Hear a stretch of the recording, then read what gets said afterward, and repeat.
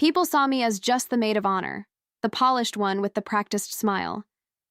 But I've always been more than that when it comes to Diana. I've been her shield, her backup plan, her call me if anything feels wrong person. When we were kids, I'd sit outside the nurse's office until her scraped knees stopped stinging. In high school, I tracked down the boy who broke her heart and made sure he didn't get away with it. And today, on the biggest day of her life, I thought I was finally here just to celebrate. No drama, just love. But weddings have a strange way of revealing things you were never supposed to hear.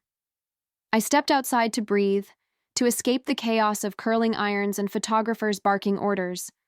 I wasn't eavesdropping, I swear I wasn't. But I heard Alex's voice, low and smug, right around the corner. And then, that sentence that split me in half. After today, I'm set for life. Her family's money changes everything. At first, I didn't move. My body didn't know how to react. Laughter followed, casual, cruel, like it was all just a private joke. I could hear the clink of whiskey glasses. The sound felt sharp, like it was mocking me. My heart was pounding in my ears, and every instinct in me screamed to run back inside and tell Diana. But I didn't. Not yet. He didn't know someone else was listening, someone who would burn the altar before letting her walk into that trap. I walked back into the bridal suite like nothing happened. That's the thing about heartbreak. When it's not your own, you can hide it behind lipstick and a steady hand. Diana was glowing, absolutely glowing. She turned to me with those big, trusting eyes and said, "I don't know how I'd do this without you." And all I could do was nod. My throat was tight, like my own voice didn't trust me anymore. I held her veil up to the light, pretending to admire the detail. Inside, I was breaking. There was a storm behind my ribs and fire in my stomach, but outside, I smiled and adjusted her earrings. I told her she looked breathtaking, and she did. But I also knew that behind that soft lace and hopeful smile was a heart too pure for the man waiting at the altar. That man didn't deserve to see her walk down that aisle. I wanted to scream. I wanted to grab her hand and drag her out the back door and into my car. But I also knew Diana. She believed in fairy tales. She believed in love. Real love. And if I told her what I heard without proof, she might not believe me. She might think I was overprotective, emotional, jealous even. No, I couldn't just tell her. I had to show her. The truth needed to come from him, in his own words. I kept replaying his voice in my head, that tone, that smug certainty, like he'd already won something. It made my skin crawl. But I couldn't afford to fall apart, not in front of her. So I stayed close, helping her slip into her dress, tying the satin ribbon at the back like I wasn't secretly unraveling inside. Every smile I gave her felt like a lie I had to tell, for now, because the truth was coming, and I was going to make sure of it. I thought of all the times I promised to protect her, and how those promises meant more now than they ever had. Not just from heartbreak, but from humiliation, from being used. This wasn't just about love, it was about dignity, about not letting someone mistake her softness for stupidity. And maybe, just maybe, it was about me too. About proving that loyalty runs deeper than bloodlines and veils. So I made a decision. I wouldn't stop the wedding. Not yet. I'd stand by her side like I always have, but I'd also start writing a different ending, one that didn't have her sacrificing her happiness at the altar of someone else's greed. He thought no one was watching. He was wrong. I saw everything, and I wasn't done yet. I've never smiled so much while feeling so much rage. Every time someone handed me a glass of champagne or told me how lucky Diana was, I wanted to scream. But I didn't. I smiled wider. I hugged tighter. I played my part, the perfect maid of honor. Because if I let even one crack show, everything could fall apart before I was ready to expose the truth. Diana sat in front of the mirror, dreamy-eyed, humming a song our mom used to sing when we played dress-up as kids. "You've always protected me, Monica," she said softly, not even turning to look at me. "I couldn't do this without you." And for a second, just a second, my resolve almost crumbled. I wanted to cry, I wanted to tell her everything. But instead, I pressed my lips together and fixed the curl slipping out from behind her ear. That's the thing about love. Real love. It doesn't always look like a grand speech or a last-minute objection. Sometimes it looks like silence, like holding back your tears so someone else can smile just a little longer. But beneath that quiet, there's a fire. I could feel mine burning hotter by the second. And while she was getting ready to walk toward a man who didn't deserve her, I was already walking toward something else entirely, a plan. The suite smelled like hairspray, perfume, and nerves. Bridesmaids fluttered around, snapping photos, fixing lipstick, complimenting Diana like she was royalty, and she was, at least to me. But I stood there like a ghost with a smile. Every time I looked at her, my heart broke and healed at the same time. How could someone so genuine end up tied to someone so fake? I knew I had to keep it together, but my hands wouldn't stop shaking. I kept replaying her words. "You've always protected me." It was both a blessing and a burden. Because what if I failed now? What if my silence ruined her? I wanted to believe I had time. Time to figure out the cleanest way to shatter the illusion without shattering her. But weddings move fast. Dresses get zipped, vows get practiced, and suddenly everything's on schedule, including betrayal, wrapped in a tux. I started scanning faces differently, watching Alex from a distance, the way he laughed too loud and clapped his friends on the back like he'd just won the lottery. Watching his parents, his smug little brother, their forced charm. Everyone's so busy celebrating a lie, they didn't notice the quiet girl in the corner collecting firewood. I wasn't going to make a scene. Not yet. But I was going to make sure the fire, when it came, left nothing standing. The hardest part wasn't holding the secret. It was pretending I didn't have one.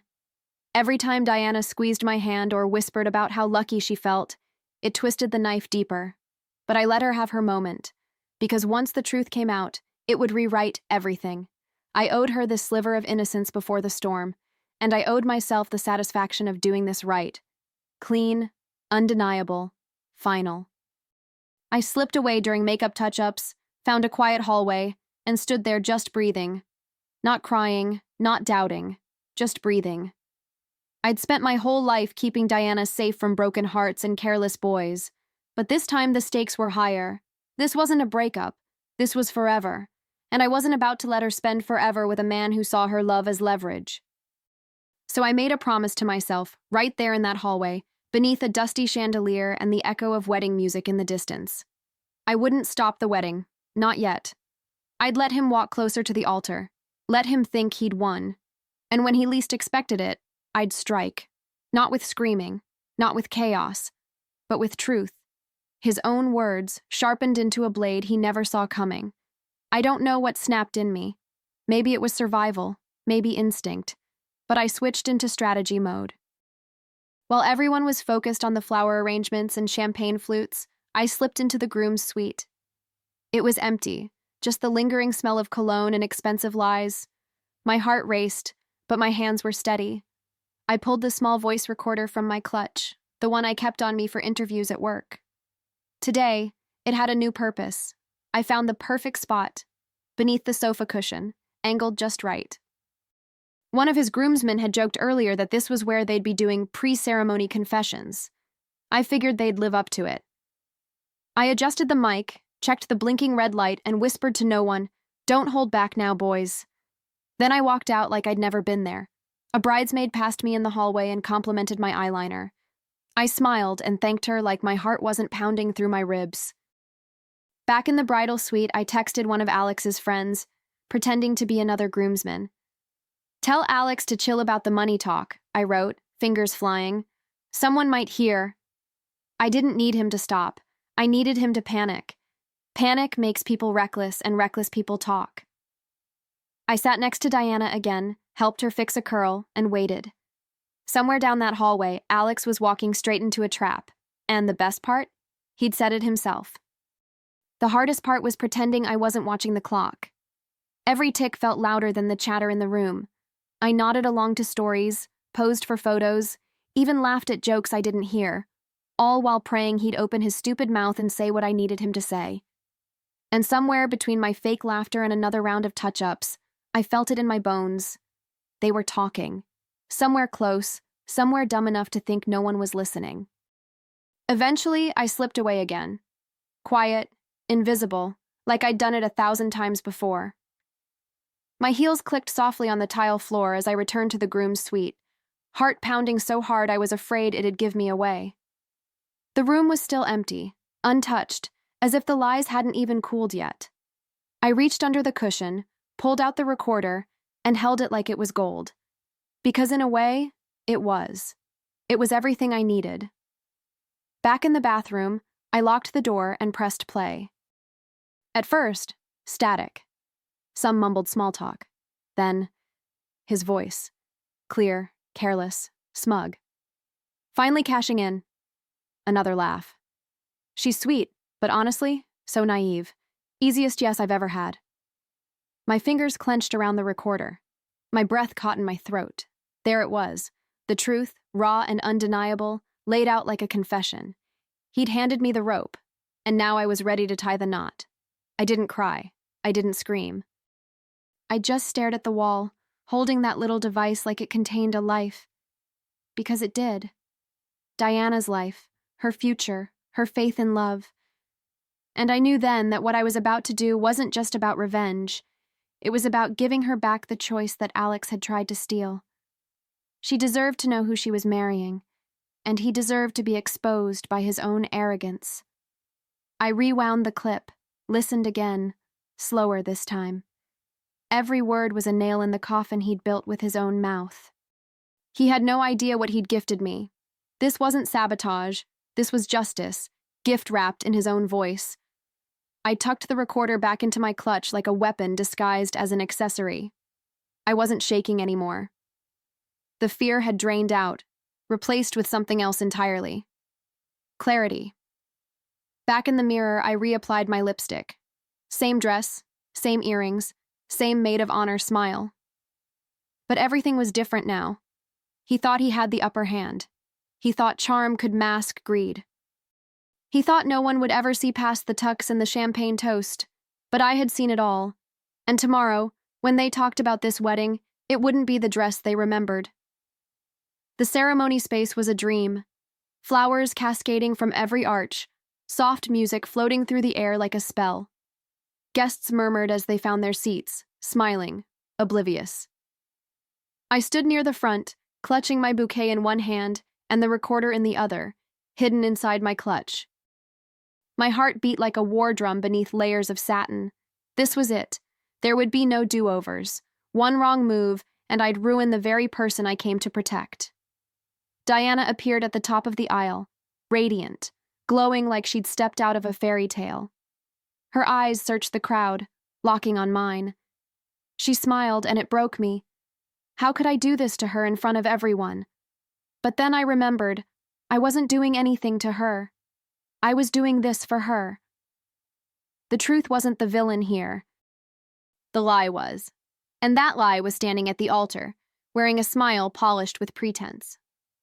The music swelled, and the crowd rose. Every camera turned toward Diana, but I couldn't take my eyes off Alex. He looked confident, relaxed, like a man seconds away from sealing the deal of his life. He didn't know what I was holding. He didn't know that this story wasn't going to end with a kiss. I glanced at the officiant. Just a few more steps. Just a few more breaths. And then, it would be my turn to speak. Diana reached the altar, her hands trembling just enough for me to notice. She thought it was nerves, butterflies, the weight of love and commitment. But I knew better. Her body was warning her in ways her heart didn't recognize yet. The officiant welcomed everyone, made a joke that earned polite laughter. My fingers brushed over the clasp of my clutch. I wasn't nervous anymore. I was ready. Then came the question. The one everyone assumes will be followed by silence. If anyone here knows a reason why these two should not be joined in marriage, speak now.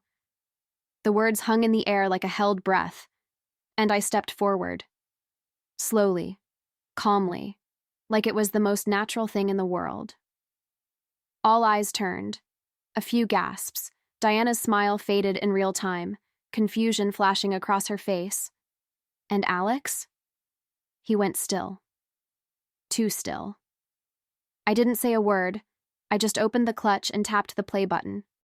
His voice filled the room, bouncing off marble and flowers and years of family expectations. I'm marrying her for the money. Laughter. Sweet girl, but way too easy. Silence followed. Sharp, electric, unforgiving. I didn't look at anyone except Diana. Her bouquet slipped from her hands like it had betrayed her. And for once, Alex had nothing to say. The silence after the audio stopped was heavier than any scream. No one moved. No one breathed. All I could hear was the faint buzz of the microphone and the pounding of my own heart. Diana stood frozen, her eyes wide, trying to make sense of what just happened. Her dream, shattered in a second. And yet, somehow, she still looked beautiful. Strong, like someone waking up from a long, sweet lie. Alex opened his mouth to speak, but I raised a hand before he could spit out a single excuse. Don't, I said. Just that. One word. Sharp. Final. I turned to Diana, my voice steady even as my chest ached. You didn't deserve this. You didn't deserve him. Then I looked out at the crowd. All the relatives, friends, strangers, and I didn't care who judged me. He didn't deserve our last name. Diana didn't cry. Not then. She just reached for me, quietly, without words, and I took her hand. The officiant stepped back, unsure of what to do. Alex stood there, pale, exposed, humiliated. He had come here expecting applause. Instead, he got the truth. And weddings? Weddings are supposed to begin with vows. But this one didn't. This one ended with something far more powerful. Clarity. We didn't leave right away. Diana asked me to walk with her, not out of the venue, but through it. Past the gasps, the stares, the whispers beginning to swirl like wildfire. Her steps were slow, deliberate, like each one peeled away a layer of the life she almost walked into. And I stayed beside her, silent. Not to shield her, she didn't need that anymore, but to honor the moment she chose herself over the lie. Outside, the air hit different. Cold, fresh, a little harsh, like the truth itself. She finally spoke when we reached the parking lot, her voice quieter than I'd ever heard it. Thank you. Just that. Not dramatic, not tearful, but real. And I knew that those two words carried more weight than any vow could. She wasn't just heartbroken. She was free. And freedom has its own kind of ache. Later that night, while the venue cleared out and the story began spreading like ink through fabric, I sat by my window, watching the sky shift into darkness. Part of me wondered if I'd done too much, gone too far. But then my phone buzzed, a message from one of Alex's business partners. Saw the video. You did the right thing. I didn't answer. I didn't need to.